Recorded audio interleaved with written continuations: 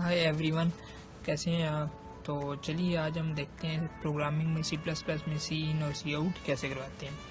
वैसे सी आउट करवाना तो मैंने पिछली वीडियो में बताया था, लेकिन सी इन करवाना भी हम देख लेते हैं।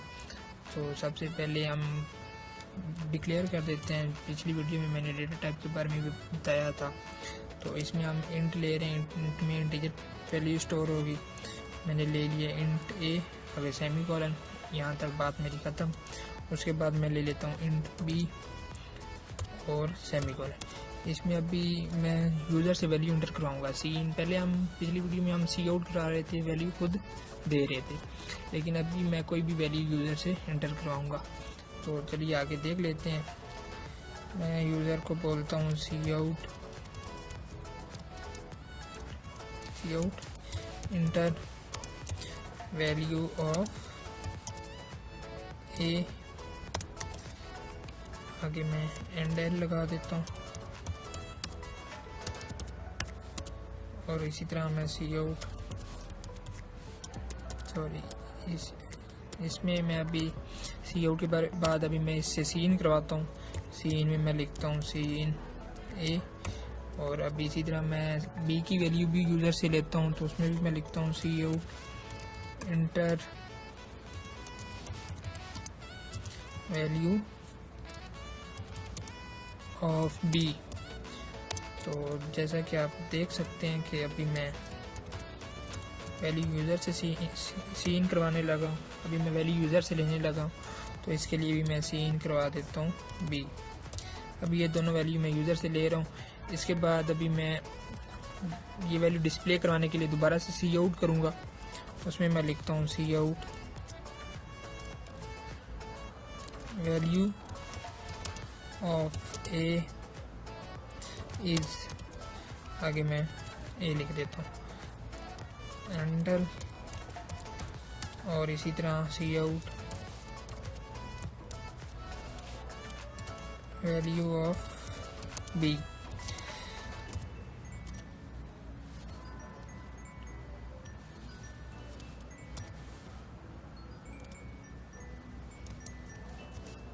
और आगे मैं बी लिख देता हूँ। ये ए और बी हम इसलिए लिख रहे हैं ताकि जो यूज़र वैल्यू इंटर करेगा वो ए की वैल्यू यूज़र जब इंटर करेगा तो वो ए में स्टोर हो जाएगी, जो कि हमने इधर डिक्लेयर किए थे इंट ए। और जब हम इधर डिस्प्ले करवा रहे हैं तो इधर मैं ए लिखूँगा, तो इसमें ए में जो वैल्यू पड़ी होगी वो डिस्प्ले करवा देगा। इसके बाद बी में भी सेम इसी तरह जो वैल्यू पड़ी होगी वो वहाँ पे डिस्प्ले करवा देगा। और एंड डल में लगा रहा हूँ इसके बाद। तो अभी हम अपना प्रोग्राम रन करके देखते हैं।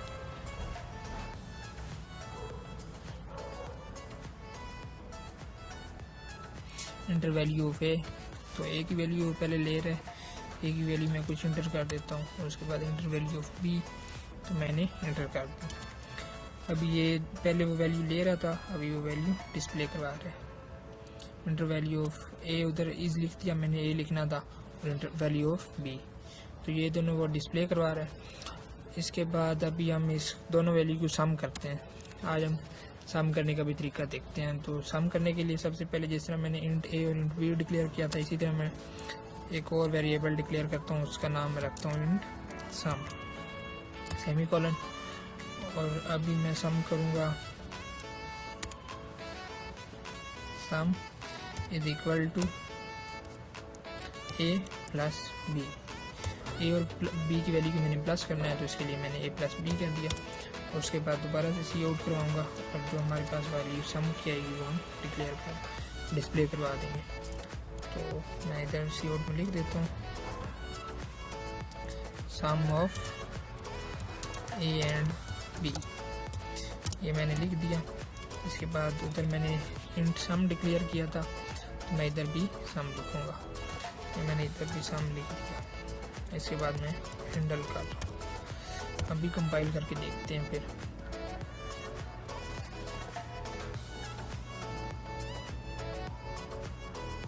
इंटर वैल्यू ऑफ ए, इसमें मैं कुछ ये इंटर कर रहा हूँ। उसके बाद इंटर वैल्यू ऑफ बी, तो उसमें मैं ये इंटर कर रहा हूँ। उसके बाद वैल्यू ऑफ ए 21 शो करा रहा है, और वैल्यू बी 32, और sum of A and B is 53।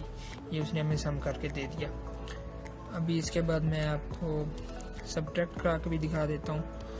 और इसी तरह अगर आप माइनस करना चाहते हैं तो उसके लिए भी हम एक नया वेरिएबल डिक्लेयर करेंगे। इन सब मैंने सब का नाम से वेरिएबल डिक्लेयर कर दिए। सब के अलावा इस तरह आप कुछ भी डिक्लेयर कर सकते हैं। इसमें मैंने सबका डिक्लेयर करके दे दिया अभी सेमीकोलन, और उसी तरह फिर सब is equal to A minus B semicolon, और आगे फिर सी आउट करवा रहा हूँ मैं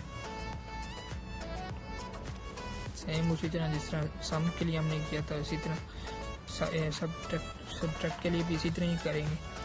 तो सम की जगह मैं बी लिख देता हूँ, बाकी हम एज इट इज़ वैसा ही रहेगा। तो अभी मैं कंपाइल करके देखता हूँ हमारा आंसर क्या है।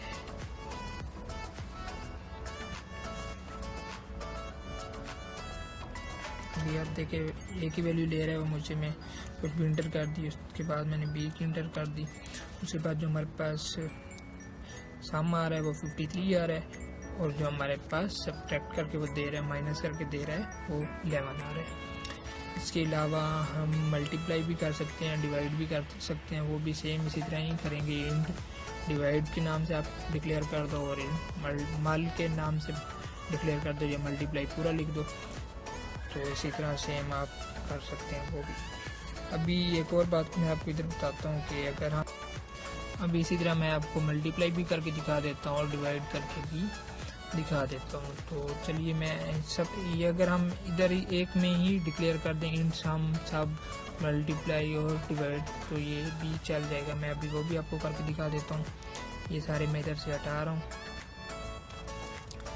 ये मैंने एक बार ही डिक्लेयर कर दिया। इंट ए, इंट बी, इंट सम सब मल्टीप्लाई और डिवाइड में कर देता हूँ। ये मैंने सारे एक बार ही डिक्लेयर कर दिए। तो अभी मैं इधर देख लेता हूँ, सबसे पहले मैं चेक कर लेता हूँ क्या मेरा ये रन हो रहा है या नहीं हो रहा, और उसके बाद फिर मैं आपको मल्टीप्लाई और डिवाइड का भी करके दे देता हूँ। इंटर वैल्यू अभी एक आता है, तो ये दो वैल्यू उसने मुझे माइनस और प्लस करके दे दी। तो अभी मैं मल्टीप्लाई भी आपको दिखा देता हूँ।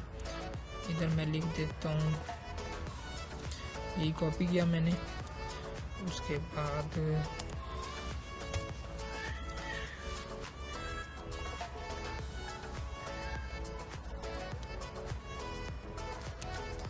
ये मैंने इधर मल जो हमने ऊपर डिक्लेयर किया था ये वाला, और इज इक्वल टू उसी तरह हम जैसे पहले प्लस और माइनस किया है, तो मल्टीप्लाई ए और बी, ये मल्टीप्लाई का साइन इसमें है, तो ये हमने मल्टीप्लाई का साइन ऐड कर दिया।